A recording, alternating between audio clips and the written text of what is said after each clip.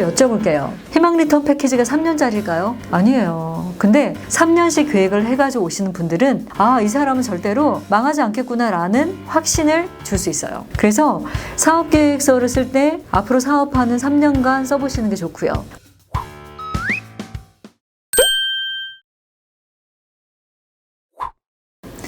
반갑습니다. MN컨설팅 연구소 김상미 대표입니다. 희망 리턴 패키지 경영 개선 사업 사업계획서 부분에 자기 역량 기술서에 대한 이야기를 좀 해보도록 하겠습니다. 실제 굉장히 많은 서류들이 들어가서 여러분 되게 헷갈리시죠. 왜냐하면 지금까지 살면서 사업계획서를 한 번도 안 써본 분들이 대부분인데 갑자기 나라에서 희망 리턴 패키지로 지원을 하신다라고 하니 여러분들 열심히 준비하지만 꽤 어려움이 있으리라고 생각합니다. 하지만 그럼에도 불구하고 좋은 기회이기 때문에 놓치지 말고 여러분 잘 준비해 보시길 바랍니다.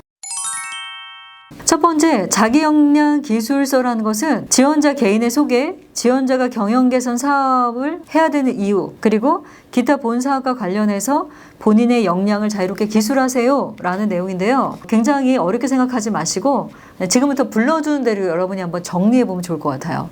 첫 번째, 지원자의 개인 소개라는 부분은 저는 뭐 김상미 대표인데 어떻고 이런 얘기 아니에요. 이건 뭐냐면 자기 역량이니까 나는 몇 년도에 이 업에 관련된 어떤 일을 시작했고요 라고 하면 연도가 나와야 되죠. 그리고 어디에서 이 일을 했었고요 라고 쓰시는 거예요. 그래서 보다 자세하게 자기 역량을 써주면 되게 좋아요. 예를 들어 저는 요즘에 우리 밀키트 컨설팅 하는 업체 중에 20년 이하가 없는 게 공통점이에요. 물론 한 3, 4년 된 월에 한 1억씩 파는 업체들도 많이 있지만 20년 정도 되신 분들이 경영 개선을 하기 위해서 저한테 이렇게 컨설팅 받으러 오는 분들이 있어요. 근데 그분들은 제가 여쭤봐요. 몇 년도에 어디서 시작하셨어요? 라고 하면 가물가물 이래요. 그래서 지원자 개인 소개는 내가 희망 리턴 패키지에 왜 적합한지에 대한 나의 소개를 하는 거예요. 그래서 20년 전에가 아니라 20년 전이면 2003년도에 저는 어디에서 경기도 어디에서 어떤 브랜드에서 어떤 일을 했어요. 근데 그때 이러이런 일을 했어요 라고 조금 더 매력적으로 쓰시면 좋고요.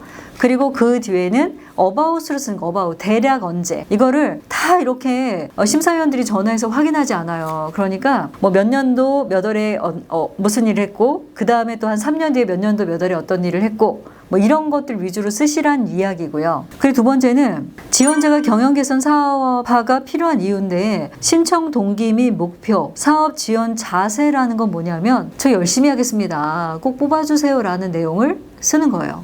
근데 그냥 그렇게 이야기할 수 없잖아요. 열심히 하겠습니다. 이건 안 되기 때문에 예를 들어서 사업에 대한 설명과 신청 동기 및 목표예요. 외식업 하는 분들이 많이 오니까 저는 20년 동안 한 자리에서 무슨 사업을 했어요. 근데 이 사업을 하다 보니까 실제로 제가 나이가 많아서 온라인 마케팅이나 인스타에 나와야 된다거나 아니면 맛집 프로그램에 나와야 된다거나 이런 부분들에 대해서 할 수 있는 처지가 아니었어요. 그러다 보니 실제로 이번에 희망 리턴 패키지를 통해서 나는 온라인에 최적화하려고 이 사업에 지원하게 됐습니다. 국가에서 이 부분을 좀 도와주신다라고 하면 저는 이 피보팅을 잘해서 이번에 반드시 성공적인 모델을 만들겠습니다.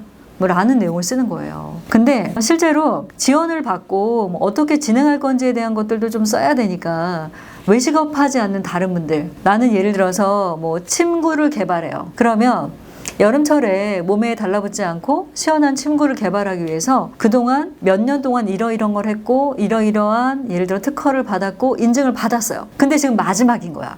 마지막 단계에 사실은 코로나 팬데믹으로 많이 어려워지다 보니까 나라에서 시드로 이 정도로 보태주시면 제가 침구 개발의 마무리를 잘 해서 이러이렇게 잘 판매하고 이러이러한 결과를 내겠습니다. 라고 쓰시는 거예요. 그 내용을 쓰는데 경영자의 의지가 또 되게 중요하죠. 이 비용을 받았을 때 내가 이게 2천만 원이지만 2억처럼 쓸 수 있는 자세로 뭘 하겠습니다. 라는 내용을 쓰시면 되는데 너무 많이 쓰지 마세요. 왜냐하면 너무 길게 쓰면 다 읽기가 어려워요. 그래서 임팩트 있게 초반의 내용을 좀 많이 내가 하고자 하는 헤드라인을 정해서 쓰는 것도 좋아요. 예를 들어서 이런 거죠. 방송 3사가 원하는 맛집이 되겠습니다. 해놓고 그동안은 이러이러한 부분에 SNS나 이런 걸 못했는데 이번에 이 비용을 받으면 뭐 방송 3사가 찾아오는 맛집으로 거듭나도록 어떻게 노력을 하겠습니다. 이렇게 제목을 먼저 써주는 것도 되게 좋을 것 같아요. 왜냐하면 다 똑같기 때문에 패스하거나 잘 안 보이거든요. 그래서 이런 부분들에 있어서 헤드라인을 쓰거나 아니면 중요한 부분에 굵은 글씨 표시하는 것도 강추합니다. 세 번째는 기타 본 사업과 관련하여 본인의 역량을 자유롭게 기술하래요. 이건 뭐냐면 내가 현재 제조업을 하고 있어요. 그럼 이 제조업을 하기 위해서 예전에 어떤 일을 했었다가 되게 중요하겠죠. 얼마 전에 저희 회사에 이렇게 전화 오신 분 중에 이분은 명장이에요, 명장. 명장이 왜 전화했을까? 근데 기술 분야 명장인데 왜 전화하셨어요? 라고 했더니 대표님 저는 브랜딩을 못하겠어요 라고 해가지고 이분을 가지고 내년에 예비 창업 패키지를 해요. 근데 똑같은 케이스로 나는 이 사업을 하기 위해서 예를 들어 이런 거죠. 나 밀키트를 만들어요. 그러면 밀키트를 만들기 위해서 밀키트 관련된 배달의 민족의 교육을 이수했고 그리고 어떤 컨설팅을 받았고 그래서 내가 현재 레시피를 몇 개 개발했고 개발한 걸 가지고 어디서 테스트 마케팅을 했고 이제 2천만 원 받아서 밀키트 패키지만 만들면 잘 팔 수 있을 것 같아요. 이게 뭐예요? 내가 현재 피보팅 하고자 하는 것에 대한 준비가 돼 있다라는 거죠. 근데 만약에 외식업을 해. 그러면 예를 들어 이런 거죠. 나 무슨 요리학교 출신이고요. 무슨 요리 고등학교, 뭐 아니 외식 경영학교, 뭐 이런 데에 나와서 이러이런 교육과 이런 실무를 갖췄어요. 라고 얘기하는 게 뭐예요? 이 3번이에요. 그래서 여기는 주로 라이센스가 있는 분들은 최대한 많이 적으시고 내가 라이센스, 즉 자격증이 없어요. 그러면 경력 기술을 하시면 돼요. 이 분야에 내가 어떤 걸 잘할 수 있다. 예를 들어서 이거죠. 한복 디자인을 하시는 분이 왔어요. 그러면 어느 선생님 밑에서 어느 복식학원에서 뭐 배웠었다라는 내용들을 정리하셔도 좋아요. 또는 온라인 판매를 어떻게 했었고 내가 어떤 판매 경험에 관련된 걸 정리해서 적어도 좋습니다. 그래서 자기 경력에 대해서 자기 역량 기술서를 쓸 때는 너무 텍스트를 꽉 채우면 어때요? 보기가 불편해요. 그래서 약간 여긴 도식화할 수 없잖아요. 그래서 하이라이트 아니면은 위에다가 뭐예요? 제목을 만들고 그 제목에 맞게끔 글을 쓰고 다시 제목을 쓰고 글을 쓰고 뭐 이런 식으로 해서 조금 더 가독성 있게 작성하시면 좋을 것 같습니다.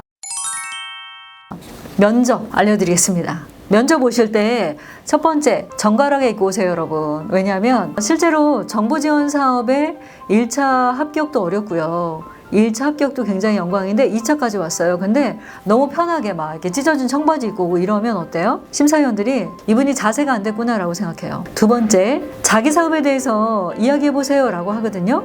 어떻게 해야 돼요? 이거 외워야 돼요? 외우지 마세요. 간단하게 스피치 연습하는 거예요. 스피치 한 1, 2분 어떻게 하면 돼요? 보고해도 되거든요. 너무 떨려요. 어떡하죠? 이런 말 하지 마세요. 다 떨려요. 그 들어오셔서는 저는 대표 누구누구입니다. 저희 사업 아이템은 A, B, C가 있고요. 이 A, B, C를 운영하면서 어려운 점은 이거였는데 그래서 피보팅을 이렇게 했어요. 특히 소매하시는 분들 굉장히 우왕좌왕 말해요. 왜? 일반 고객 대상으로 팔아봤지 발표를 해본 적이 없어요. 그랬을 시에는 너무 떨지 마시고 우리 메인 아이템은 이렇습니다. 경쟁사 대비 차별점은 이렇고요. 근데 이거 온라인으로 팔고 싶어요. 그래서 온라인은 여기를 다 알아봤고 출점하기 위해서 비용이 2천만 원 필요합니다.